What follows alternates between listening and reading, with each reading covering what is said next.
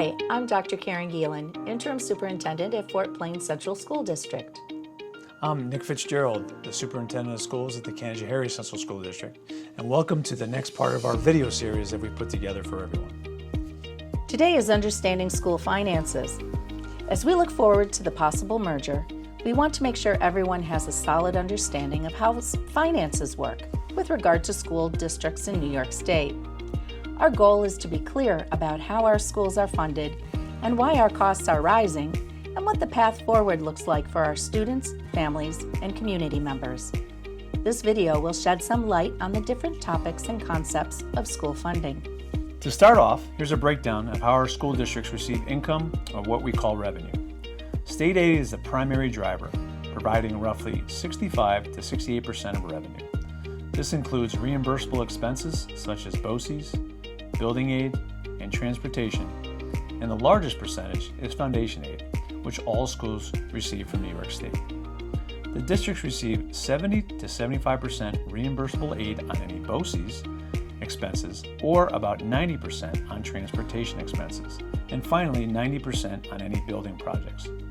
If you expense anything in these categories, New York State reimburses the district the following year. Local property taxes make up about 30 to 32% of the revenue. Federal aid and other sources account for just a small fraction. Most of the federal funds are title grants, mainly for students with disabilities and economically disadvantaged students, for example. This structure means we are heavily dependent on state decisions and local tax capacity. Currently, we are seeing, at best, only a 1 to 2% increase in foundation aid a year. That equates to about $100,000 to $200,000. If we have 1 to 2% tax increase, we're looking at about $75,000 to $150,000 of revenue increased per school district. The past 4 years, federal funding has decreased. We may have had some other revenue sources like pilots for local companies that are in our communities, but that's a small amount compared to the top three we mentioned. If we do not have enough funds from these sources, we use fund balance or reserves to balance the budget.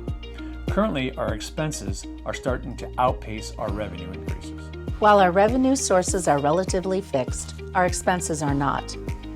The big four drivers of our budgets are salaries, health insurance, and teacher and employee retirement systems. That makes sense because we are a people business and people make our schools function.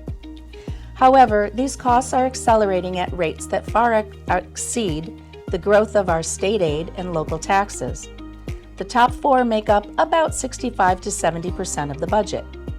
The other two big cost drivers are debt service and BOCES. Debt service is the debt we take out for our capital projects, which is offset by building aid as we try to match both amounts so we have an equal impact on the budget. One is an expense and the other is a revenue source. BOCES expenses are things like CTE and P-TECH programs, special education, technology, library systems, professional development, and systems such as phone, internet, and things like our student information system, School Tool.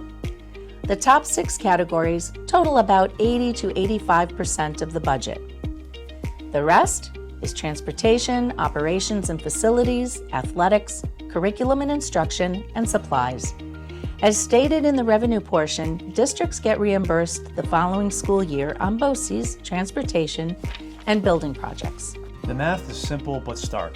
Salaries and benefits alone are projected to overwhelm our ordinary revenue gains over the next 5 years. While we are currently slated for only a 1-2% increase in foundation aid, our contractual obligations and insurance premiums are climbing much faster. If the Tier 6 retirement is repealed for our future retirees, those pension costs could jump another 4 to 6%, putting even more pressure on our local budget. Federal funding is showing a steady decrease over the last 4 years, and the projected 2027 federal budget has a $6.5 billion reduction in public education funding. Both the Canajoharie and Fort Plains Central School Districts are what is called Save Harmless in New York State, which means they are funded beyond what they currently funded now. According to New York State, in 2024, both the Canajoharie and Fort Plains School Districts are officially fully funded with regard to foundation aid. Today, according to New York State, both districts are now about $400,000 each overfunded. What that means is if New York State does hold us to the Save Harmless concept, our foundation aid could actually decrease. A school budget includes a plan for cash flow so we can pay our daily expenses, have stability now and in the future to meet our expenses, considering aid payment timelines and contingencies for unexpected costs.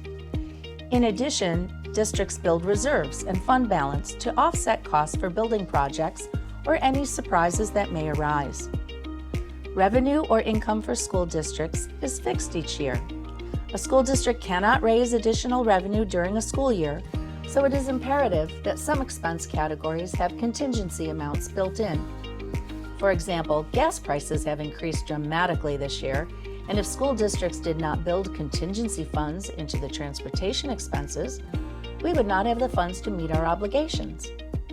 Other areas that have contingency funds built in are operations, salaries, special education, and health insurance. To further illustrate why we need to do this, here's another example. If we have 2 students that move into our district who need services that the district cannot offer, then we are obligated to find outside placements for them. The district pays for the placement and transportation. We put contingency funds in expense codes to help reduce the overall risk. Reserves and fund balance help us close the budget gap when expenses are more than revenues. Think of these categories as the school district's savings accounts. They're vital for 2 reasons. First, they ensure that we have cash flow to pay our bills on time before tax checks arrive. Second, they provide a so-called rainy day buffer so that a single emergency, like a boiler failure or an unexpected mid-year cut in state aid, does not cause a district to have to borrow money. Once we start using fund balance and reserves on a regular basis, or to close the budget gap, that's when the district is in trouble financially because we are overspending, and worse, we cannot put any funds into reserves or fund balance for the future. Let's consider a capital or construction project. While our districts receive about 90% aid for a project, meaning we get 90% of the cost back from the state, we still have to come up with 10%.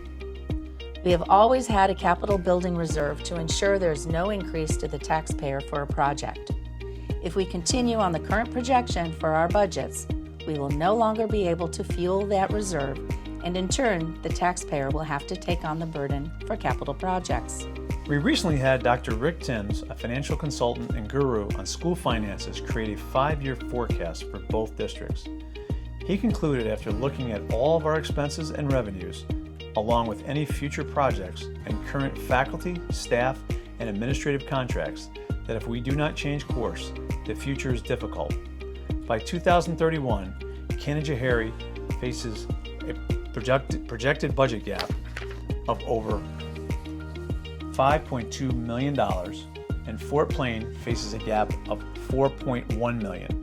To close these gaps without a merger, our communities would need to face a tax increase of 12 to 15% over the next few years.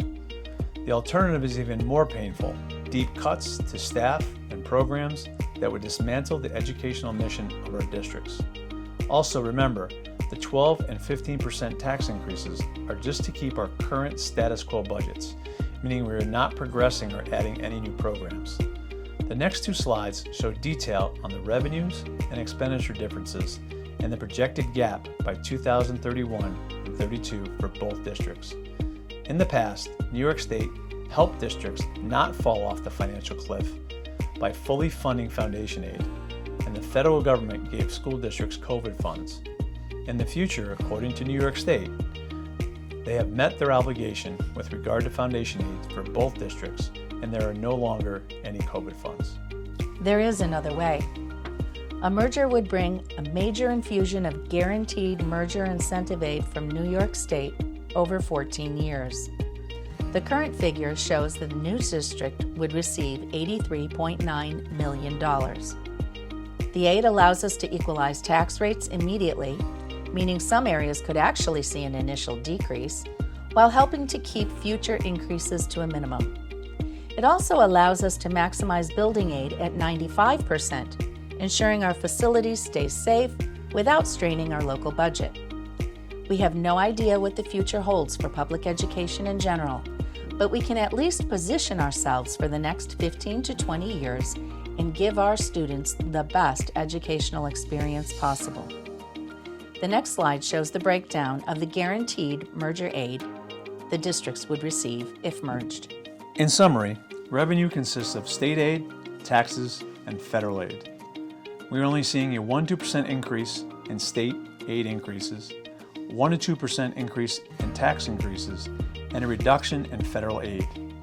About 80 to 85% of expenses included salaries, health insurance, TRS, ERS, which are retirement systems, debt service, which is offset by building aid, and BOCES. All of these costs increase each year.